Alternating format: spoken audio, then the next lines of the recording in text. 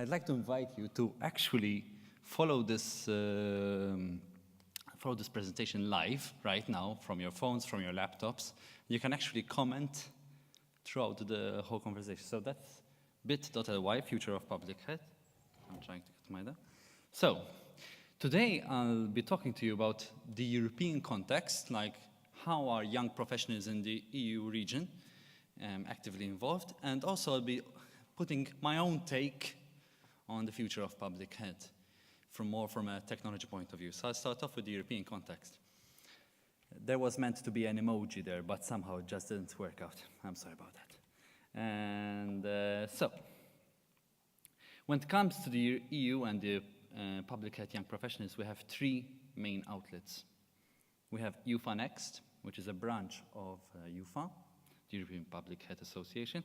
We have Euronet MRPH, which is the European Network on Medical Residence and Public Health, and we have Young Forum Gastein. So EUFA Next, as you can see, is part of EUFA, and it really truly defines young professionals as all students, early career researchers, and professionals. So it's not restricted to just one profession, such as the medical profession, but it's actually open-minded and open for everyone. It has about 1,420 members, so it's quite an extensive network, and it has three main pillars. That is networking, collaborations, and pretty much strengthening presence of young professionals in public health, especially in the European region. Then there is Euronet, MRPH, as I said before, the European Network of Medical Residence and Public Health. And actually, I want to point out something very interesting. I'd really like to encourage all young professionals here to set up their own associations. So the Australians, please set up one. You know, I mean, I'm really looking forward for you to take leadership in that aspect. The Americas, Canada have started, the European Union states, we have started as well. Africa, please, I want to listen from you guys as well. We have a lot to contribute and a lot to bring forward. So, just a quick idea. So it comprises solely of medical residents in public health, so physicians who decided to specialize in public health in the European region. There are 11 countries represented. There are 9 full and 2 individual members.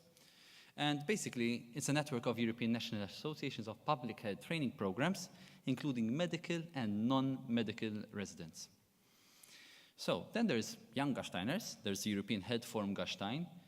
And as you can see, there are the links if you want to have a look at them later.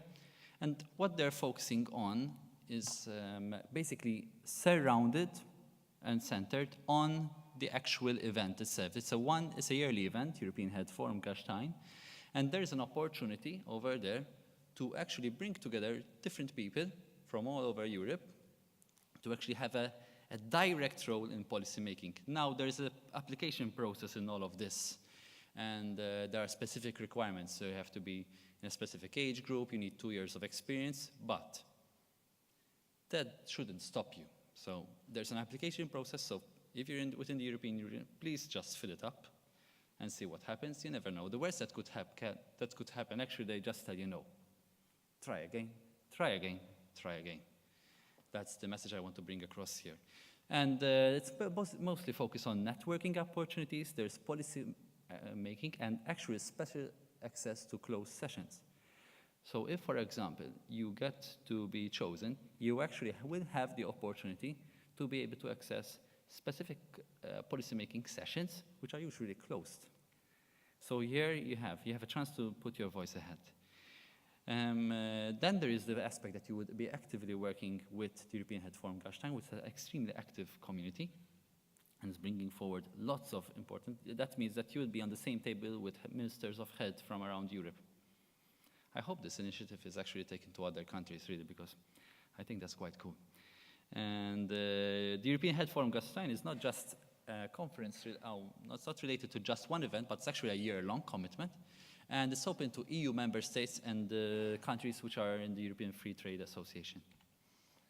So we'll go a bit back up. This is a bit of a dynamic presentation. And we'll go back and talk about the future of public health. I want to point something out.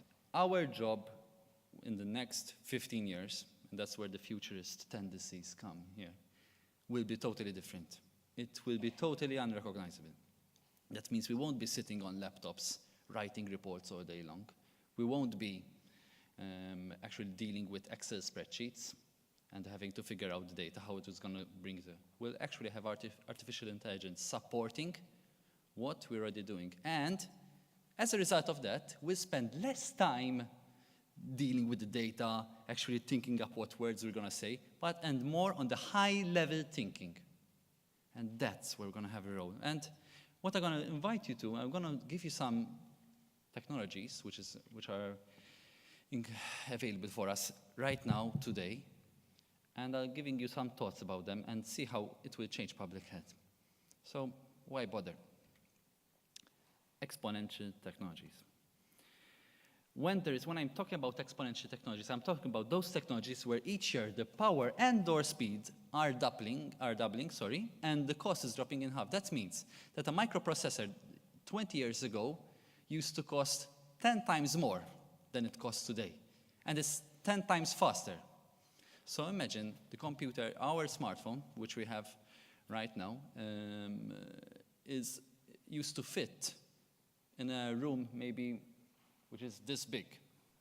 So it used to be such a big thing, and now it's so compressed. So that is one thing that I would like to invite you to. I'd like to apologize that I didn't acknowledge the founders of this land, current, past, and future, and I'm really grateful for the Wurundjeri people to actually give us the opportunity to be here today. Apologies from my side for not mentioning before. Artificial intelligence and machine learning. As you know, when you talk about artificial intelligence, we're talking not just about like an electronic brain, but in reality it is. We're also talking about the fact that there are algorithms which are designed by people, supported by machine learning. What do I understand by machine learning? It might be like some complex term, but actually what it means is that you have set up algorithms in place for detecting errors and learning from them. So actually machine learning is also supported by human input. And that means that, for example, if there is an algorithm, let's say, that's for doing stakeholder alignment, okay, to see like what influences, and you know, like, listen, this is not actually in place, this needs to be changed.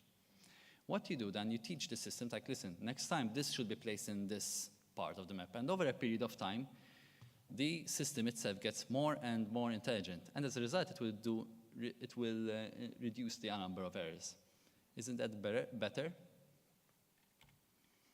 Quantum computing. I'll give you a bit of sense of, like a side of humor here, and I couldn't resist but sharing a video of Justin Trudeau actually explaining what quantum computing is all about. I'll let him do the talking here. I was going to ask you to explain quantum computing, but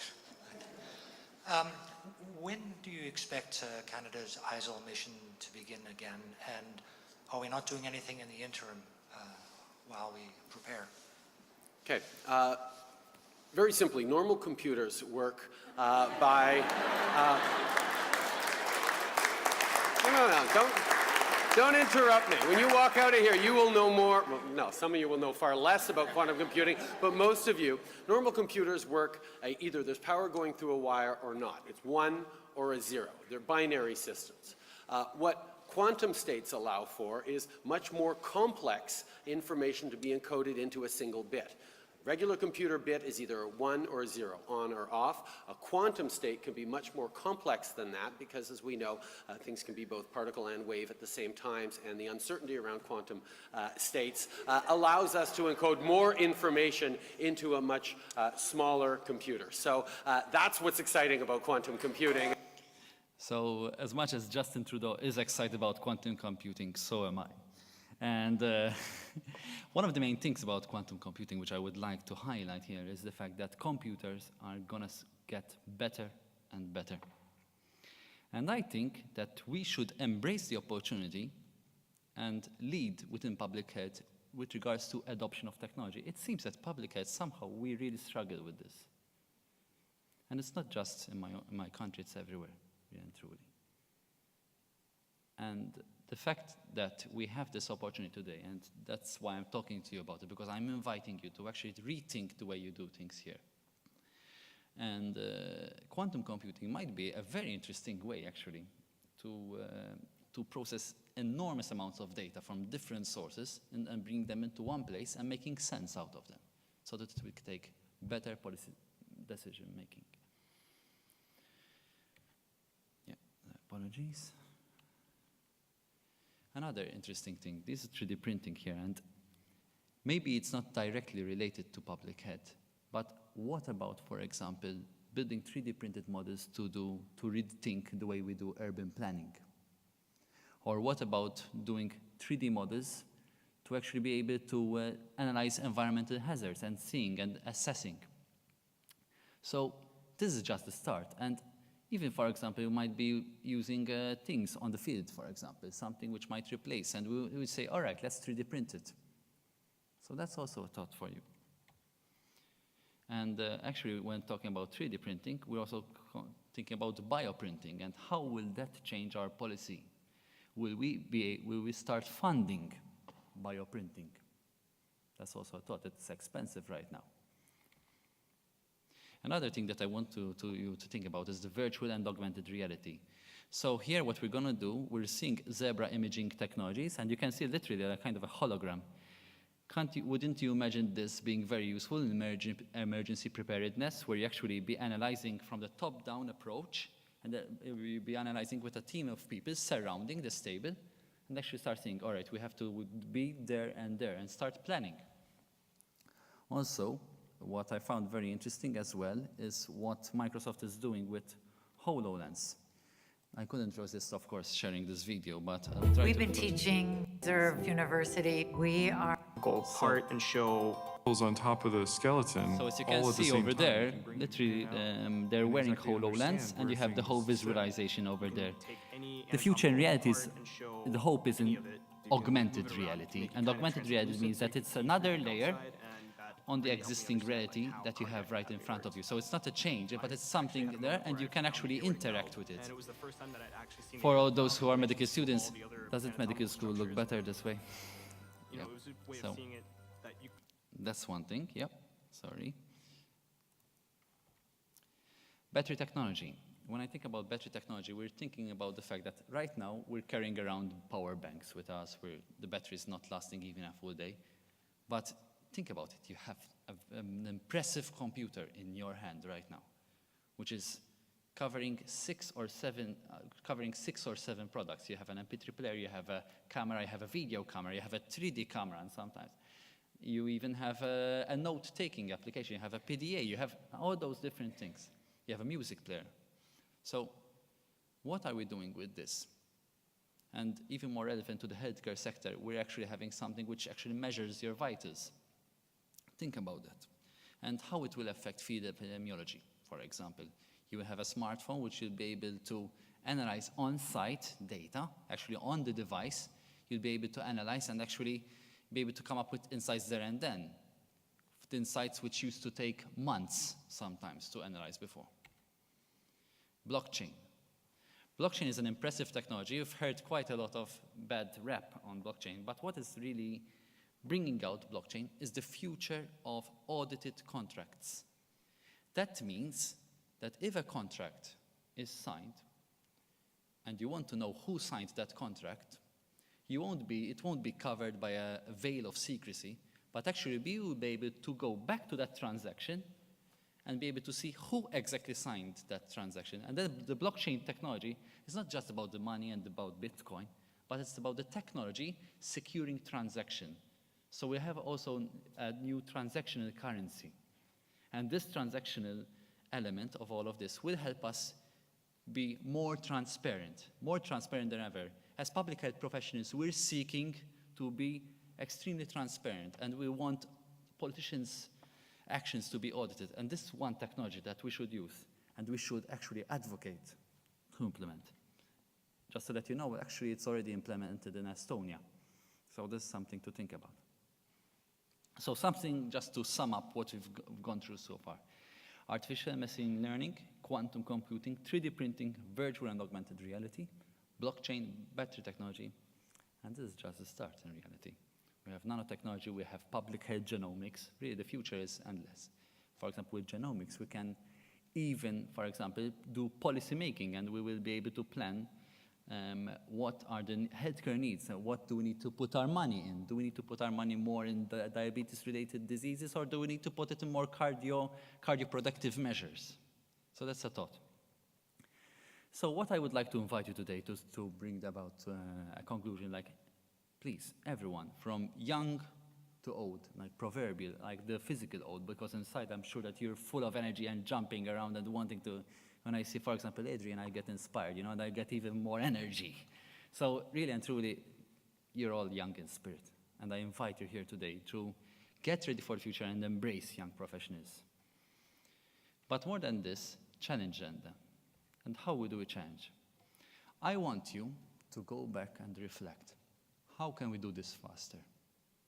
How can we do this better? Do our methods, existing methods, really answer the question? And do they answer the question faster?